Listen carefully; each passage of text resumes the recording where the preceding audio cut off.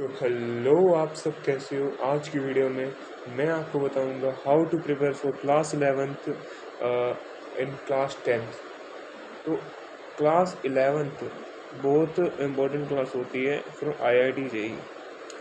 इसमें आपको अगर कुछ भी बेसिक कंसेप्ट आते होंगे ना क्लास 11th के, मतलब क्लास 10th में अगर आपको क्लास 11th में कुछ बेसिक कंसेप्ट आते होंगे ना, so it will help you a lot. Because जब क्लास 11th में कोई भी बच्चा जाता है ना, उसके लिए जंप बहुत होती है। अभी आपको समझ नहीं आएगा क्योंकि आप क्लास 10th में हो, स्पेशली फॉर CBSE बोर्ड, ठीक है। पर मेरी बात मानो, जो क्लास 11th है और जो क्लास 10th है, उसमें ज़मीन आसमान का नहीं, पता नहीं कहाँ कहाँ का फ़र्क है। देखा हो, क्लास 11th बहुत लिमिटेड है। मतलब अगर ये क्लास 11th, मतलब ये क्लास 10th है, अगर इसे 10th बोलना तो क्लास 11th का लेवल यहाँ लाए करेगा कुछ, सॉरी, क्लास 11th का लेवल यहाँ लाए करेगा। मतलब तुम समझ रहे हो कितना बड़ा गैप है यहाँ, कितना बड़ा गैप। ये गैप को फिल कौन करता है? ये गैप को फिल करेगा आपका बेसिक कंसेप्ट जो होंगे आपके क्लास 11th में जो यूज़ होने वाले हैं। तो उन्हीं के बारे में मैं आज बात भी करूँगा, और एक्स्ट्रा सब्जेक्ट्स, मतलब एक्स्ट्रा चैप्टर्स के बारे में भी बात करूँगा जो आप कर सकते हो अपने क्लास 10th में रहते हुए, ठीक है। ये मेरी तरफ से टिप्स है, ठीक है, मतलब टिप है, और ये आपको बहुत हेल्प भी करेगी। तो चलते हैं आगे।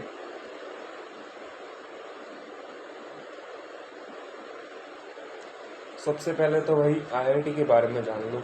IIT JEE में आपको क्या क्या मतलब करना पड़ता है वहाँ एडमिशन लेने के लिए। तो फिर पहली बात तो 23 IITs हैं, 23 IIT है, से पहले ये भी ध्यान रख लो, ठीक है। 22 या 23 हैं ऐसी IITs हैं पूरे इंडिया में, ऑल ओवर इंडिया की बात कर रहा हूँ। 23 IIT है। अब इसमें से भी इन IITs में भी ऑलमोस्ट मतलब हर साल की एवरेज मतलब 10,000 ऐसी कुछ होती है, 10,000 होती है। हाँ, 10,000 मान सकते, मतलब क्वालिफाई तो बताओ 48,000 करते हैं, 48,000 समथिंग कुछ करते हैं क्वालिफाई, लेकिन जाते 10,000 सीट्स होती है अप्रोक्स। तो अब इसको डिफ़िकल्ट क्या बनाता है? इसको डिफ़िकल्ट बनाता है इसका लेंदी सिलेबस, और इसकी जो ये जो वास्टनेस है ना इसकी, इसको वो डिफ़िकल्ट बनाती है। और जो इसमें कंसेप्ट्स यूज़ होते हैं, मल्टीपल कंसेप्ट्स हो गए, इसे वो डिफ़िकल्ट बनाता है। तो क्लास 11th में याद, जैसे अगर तुम्हें क्लास 10th में कुछ भी साइंस, खासकर साइंस याद करने की आदत है ना, मत लो भाई क्लास 11th में साइंस। मतलब क्लास 10th में अगर तुम साइंस याद करते हो तो क्लास 11th में मत लो साइंस। क्योंकि भाई याद इन द सेंस रट्टा मारता कि भाई कार्बन का बांड मेरा रट्टा मार लिया, जो भी मिला रट्टा मार लिया, बात खत्म। नहीं भाई, समझना है। क्योंकि अगर भाई क्लास 11th की साइंस को नहीं समझोगे ना भाई, कुछ नहीं होने वाला। अभी मैं कह रहा हूँ कुछ नहीं हो सकता। तो भाई ये भी एक पॉइंट है कि भाई साइंस को तो एसटी जैसे मत लो, फॉर्मेटेड मत करो, ठीक है। आगे बढ़ते हैं, तो आगे बढ़ो। तो 11 से 14 लाख एस्पिरेंट्स होते हैं और 2.5 लाख क्वालिफाई करते हैं। JEE मेंस की बात हो रही है, तो ये हमारे JEE मेंस की बात हो रही है। JEE मेन में 11 से अपना 14 लाख अपना एस्पिरेंट होते हैं और 2.5 लाख एक्सपीरियंस क्वालिफाई करते हैं, ठीक है। तो इसमें भी मतलब बहुत कम ही परसेंटेज है कि क्वालिफाई करने की। इनको भी, इनमें से भी टॉप के बच्चों को ही NITs मिलता है। देखो, एक NIT होता है और एक IIIT होता है। IIT अलग होता है और IIIT अलग होता है, मतलब 3 आई है, 3 आई क्यूब, मतलब ठीक है, क्या मैथ्स पढ़ा रहा हूँ। तो ठीक है, NIT अलग होता है और IIIT अलग होता है। तो भाई ये भी एक कॉलेज होते हैं, अच्छे कॉलेज होते हैं। अच्छे कॉलेज इन द सेंस, अगर अच्छा NIT है तो भाई तुम्हें अच्छा पैकेज मिल जाएगा इसमें भी, ठीक है। और एक बात है कि जो हमारा वो होता है ना JEE मेंस, उसके लिए हमें पूरा सिलेबस कंप्लीट करना पड़ता है। फुल सिलेबस आता है JEE मेंस, मतलब हाँ, अगर देखो JEE मेंस की क्या बात होती है, JEE मेंस क्वालिफाई करने के लिए ना फुल सिलेबस आना चाहिए, और तो उसकी एक प्रैक्टिस होनी चाहिए, मतलब पूरे शुरू से लेकर एंड तक एक बार एकदम एक पूरी कंप्लीट प्रैक्टिस होनी चाहिए।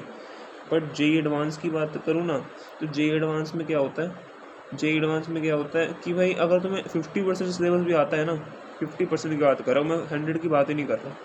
एक मिनट यार, ये लॉक नहीं हो रहा। हाँ, 50% सिलेबस भी आता है ना, तो भाई वो तुम्हें आना चाहिए कम से कम भी डेप्थ में आना चाहिए, एकदम बहुत डेप्थ में, एकदम अंदर तक जाके आना चाहिए। तो भाई जो IIT JEE को मतलब ये डिफ़िकल्ट बनाता है, क्योंकि डेप्थ होता है ना वो सबको नहीं आती भाई, मतलब कोई जाना नहीं चाहता डेप्थ में, क्योंकि मेन कंसेप्ट इतनी मुश्किल है कि डेप्थ में जाते जाते भाई बंदे की भाई हालत टाइट हो जाती है। ठीक है, तो आगे बढ़ते हैं। तो 2 से 2.5 लाख बच्चे जब क्लियर करते हैं तो 2.5 लाख में से भी 2 लाख बच्चे JEE एडवांस के लिए अपीयर करते हैं। ठीक है, एडवांस 28,000, हाँ मैं ज़्यादा ही मतलब 28,000 क्वालिफाई करते हैं, वो मैं पहले की बात कर रहा था, मतलब पहले मतलब अभी बीच में भाई इतना ही रेट होता है, 28 से 40 के बीच में रेट होता है। तो भाई इतना ही होता है, जो एडवांस होता है ना अपना 28 क्वालिफाई करते हैं। ठीक है, मैं भी अभी JEE एस्पिरेंट हूँ, तो मैं भी अभी पढ़ाई कर रहा हूँ। ठीक है, 2026 JEE दूंगा। तो मैं तुम्हें बता रहा हूँ कि तुम्हें मतलब मैं तुम्हें अपना एक्सपीरियंस बताता हूँ। अगर मैं क्लास 10 में अच्छे से पढ़ता है ना, मतलब क्लास 10 की सब्जेक्ट की बात नहीं कर रहा, वो तो पढ़ना ही चाहिए, उसमें कोई मना ही नहीं है। लेकिन अगर मैं क्लास 10 में क्लास 11 भी पढ़ता है ना, तो मेरे बहुत हेल्प होती है, इसलिए मैं तुम्हें रिग्रेट करता हूँ, मतलब रिग्रेट भी नहीं, एक तरह से होगा कि भाई पढ़ लिया होता ना, तो आज इतनी मुश्किल आ रही है, मुश्किल सबको आएगी, तुम्हें भी आएगी, लेकिन इतनी नहीं आएगी अगर तुम क्लास 10 में पढ़ लोगे, क्योंकि वो मुश्किल तुम क्लास 10 में झेल रहे हो, मुश्किल तो आनी आनी है। ठीक है, तो पहले झेल लो उससे अच्छा। ठीक है, तो 2 लाख अपीयर होते हैं, 28 को क्वालिफाई करते हैं, एंड 10 से 17 तक IIT को, 17 ज़्यादा है, 10-17 को नहीं मतलब इतना मिलता, 10 से तो मैं ऐसे ही मान लो 10 to 15 एवरेज मान लो, सबको नहीं मिलता। और उसमें भी ST SC की रिजर्व सीट्स होती है, तो वो कुछ नहीं कर सकते उसके बारे में तो तुम। ठीक है, आगे बढ़ते हैं। अब तुम्हें ये तो सुना होगा कि IIT JEE में तुम्हें CS रैंक चाहिए, CS मतलब कंप्यूटर साइंस, जिसकी बहुत आजकल वैल्यू भी है। तो अब उसके बारे में क्या ख्याल है? देखो CS के लिए ना भाई तुम्हें 100 के अंदर आना ही पड़ेगा एक अच्छा IIT के लिए, और रेस्ट ऑफ द मैकेनिकल मिलेगी, सिविल मिलेगी, सेक्टर मतलब सारी मैकेनिकल सिविल जाएगी लाइन में नीचे तक जाएगी। ठीक है, जो सिविल होएगा ना, सिविल का सॉरी मैकेनिकल उसके बाद आ जाएगी, मतलब मैकेनिकल की पहले वैल्यू होती थी ना, तो पहले मैकेनिकल भी अच्छी रैंक में मिल जाती थी, अब नहीं है इतनी, मतलब है यार IIT से कर रहे हो तो होएगी ऑफ कोर्स यार, IIT है, हलवा थोड़ी है, इतना मेहनत करी तुमने, JEE एडवांस क्लियर कर रहे हैं तो उसकी वैल्यू है भाई। ठीक है, कौन सा कलर लूँ, ये ले लूँ, ठीक है। तो फर्स्ट देखो, जब तक तुम्हारी जो 2.5 लाख एस्पिरेंट्स है ना, देखो 2.5 लाख एस्पिरेंट्स हैं, JEE मेंस की भी बात करूँगा, जो 2.5 लाख एस्पिरेंट्स है ना हमारे, उसमें से तुम्हें कम से कम भी 100 तक रैंक चाहिए, 100 तक रैंक चाहिए। अगर तुम्हें अच्छा IIT दिल्ली हो गया, IIT बॉम्बे हो गया, इसमें CS चाहिए।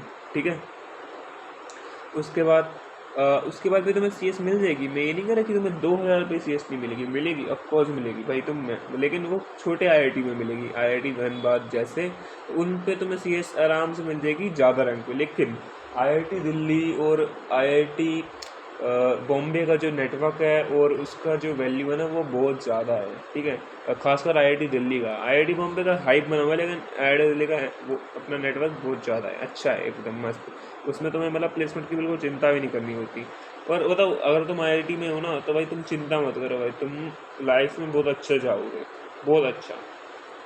ठीक है, और एक मतलब सुन के बता रहा हूँ, वैसे नहीं बता रहा। ठीक है, अब देखो what subject to study and what to study. ठीक है, तो मैंने तुमसे ये लिख लिया ये सब, तुम इसका स्क्रीनशॉट ले लो। फिजिक्स में तुम्हें बेसिक मैथ्स करना है, काइनेमेटिक्स करना है, न्यूटन मतलब लॉ ऑफ मोशन करना है। केमिस्ट्री में तुम्हें मोल कंसेप्ट करना है, एटॉमिक स्ट्रक्चर करना है, periodic table, redox reaction. Maths में sets, relation, function and trigonometry. Trigonometry पहले कर लेना, ये तुम अपनी प्रायोरिटी बना लो, इंग्लिश बेकार है मेरी, अपनी प्रायोरिटी बना लो, क्योंकि भाई जो हमारा ट्रिग्नोमेट्री ना बहुत बढ़िया, अगर तुमने ट्रिग्नोमेट्री पे कमांड बना दी ना मैथ्स के अंदर, तो भाई सारे चैप्टर्स आराम से हो जाएंगे। मजाक करते भाई, सबसे टफ बोलते हैं इसे ट्रिग्नोमेट्री को, क्योंकि भाई हाँ, और ये भी है कि ट्रिग्नोमेट्री तुम्हारे JEE में आसानी से आएगी भी नहीं, तो आएगी भी नहीं, तो तो तुम अपना देख लो, आसानी से मतलब सीधा नहीं आएगी, सीधा नहीं आएगी, इसमें भी कुछ मतलब मिक्स कंसेप्ट आएंगे। ट्रिग्नोमेट्री तुम्हें कोई सेट्स एंड रिलेशन से जोड़ लेंगे, किसी से भी जोड़ लेंगे। ठीक है, तो तुम देख लेना, मतलब देखना नहीं, पढ़ लेना, तो ये पढ़ना है तुम्हें। ठीक है। केमिस्ट्री में मोल कॉन्सेप्ट करना, एटॉमिक स्ट्रक्चर करना। अच्छा, अगर तुम्हें पर टाइम नहीं है, अभी तुम सोच रहे हो कि बोर्ड जाने हो, मतलब बोर्ड्स के टाइम पे वीडियो देख रहे हो तो मत करना ये सब, बोर्ड्स के बाद कर लेना। बोर्ड्स के बाद भी छुट्टियाँ मिलती है तो उसमें भी कुछ ना कुछ तो हो ही जाएगा यार। बेसिक मैथ हो जाएगी, मोल कॉन्सेप्ट हो जाएगा, सेट सोल्यूशन फंक्शन हो जाएगा, तो कुछ ना कुछ तो हो ही जाएगा। ठीक है, तो भाई मैं तुम्हें करूँगा कि अगर तुम अभी हो क्लास 10th में और तुम्हें मतलब कम करना है लेकिन ऐसा करना है कि आ जाए, तो भाई ये कर लो, बेसिक मैथ्स और काइनेमेटिक्स कर लो। ठीक है, बेसिक मैथ्स तो पक्का करना, काइनेमेटिक्स अगर टाइम मिले तो कर लेना। उसके साथ अपना मोल कॉन्सेप्ट कर लो, which is very important for class 11th। उसके बाद एटॉमिक स्ट्रक्चर कर लो। ठीक है, ये करना है, ये मत करना चाहे अगर तुम्हारे पास टाइम नहीं है। ठीक है, और मैथ्स में ट्रिग्नोमेट्री कर लो पूरी पूरी। ठीक है, ट्रिग्नोमेट्रिक सोल्यूशन होता है, ट्रिग्नोमेट्रिक फंक्शन होता है, तो भाई ये करने के लिए ना, ये करने के लिए तुम्हें सेट्स रिलेशन फंक्शन भी थोड़ा बहुत कर लेना चाहिए। ठीक है, तो ये करनी, मैथ तो पूरी कर लेना, कम से कम काम आएगी तुम्हारे, मतलब कम से कम भी काम आएगी आएगी, कोई डाउट नहीं है इसमें। आगे बढ़ते हैं। ठीक है, तो अब कौन से यूट्यूब चैनल से पढ़ना चाहिए जो अच्छा पढ़ाए? तो भाई यूट्यूब चैनल तो बहुत है, मेरे जैसे भी बहुत है, पढ़ाने वाले भी बहुत है, लेकिन जो बेस्ट होते हैं वो अलग होते हैं। So how to manage what material and YouTube. ठीक है, तो अब देखो, फिजिक्स के लिए अलग सर की ओल्ड वीडियो देख सकते हो, but not sufficient for JEE. क्यों?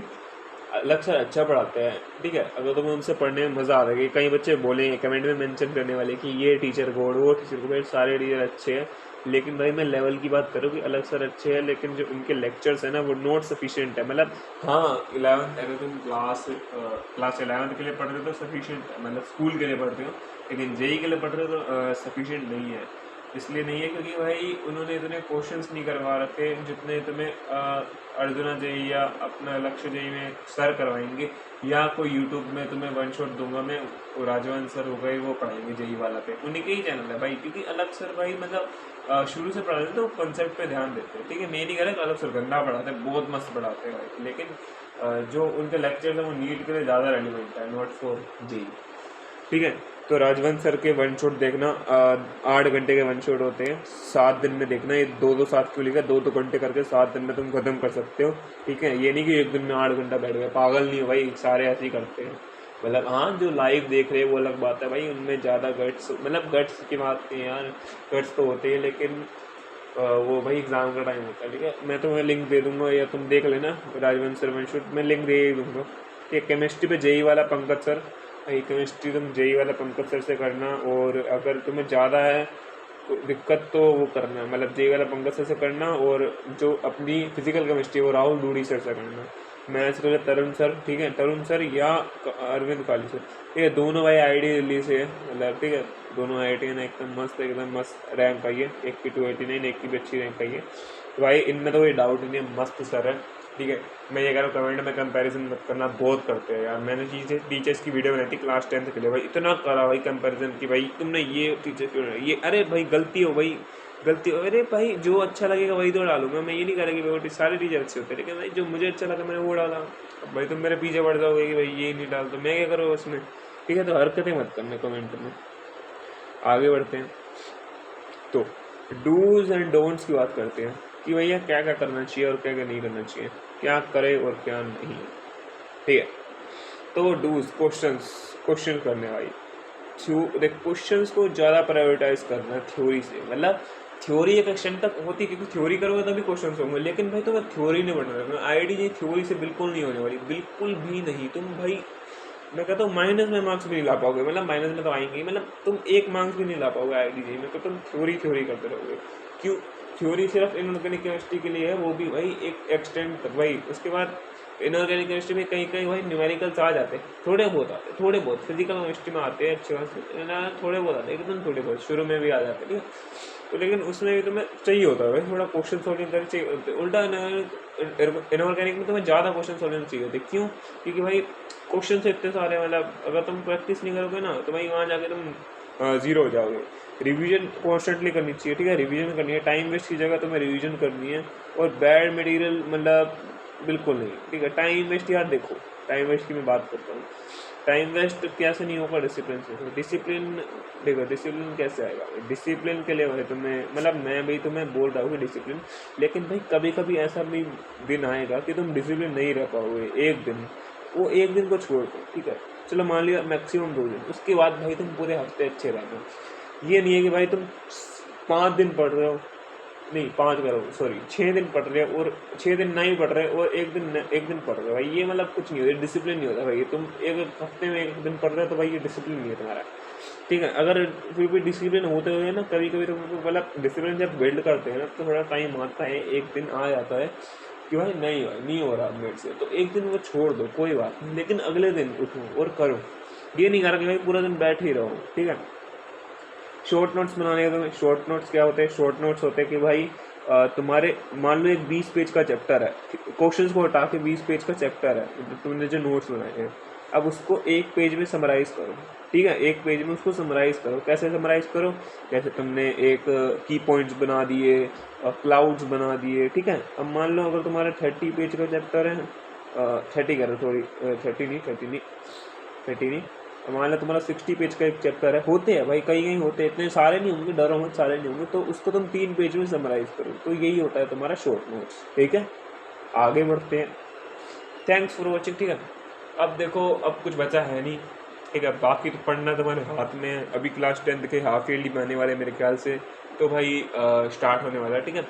तो और हाँ, अगर तुम ये आगे के लिए देख रहे हो, 2027 के लिए देख रहे हो, 8 के लिए देख रहे हो, तो कोई बात नहीं भाई, तुम देख सकते हो, कोई दिक्कत नहीं है, सेम स्ट्रेटजी होती है। अगर कुछ होएगा तो मैं ये वीडियो रिमूव करके नहीं डाल दूंगा, चिंता मत करना। अगर तुम ये देख रहे हो उसका मतलब स्ट्रेटजी हम ये फॉलो कर सकते हैं, ठीक है। थैंक्स फॉर वॉचिंग, सब्सक्राइब कर दो मेरे चैनल को, ठीक है। आगे ऐसी स्ट्रेटजी में लाता रहूँगा, मतलब स्ट्रेटजी इन द सेंस आपको बताता रहूँगा कि क्या क्या करना है क्या नहीं करना, ठीक है। तब तक के लिए बाय बाय, मिलते हैं आपसे नेक्स्ट वीडियो में।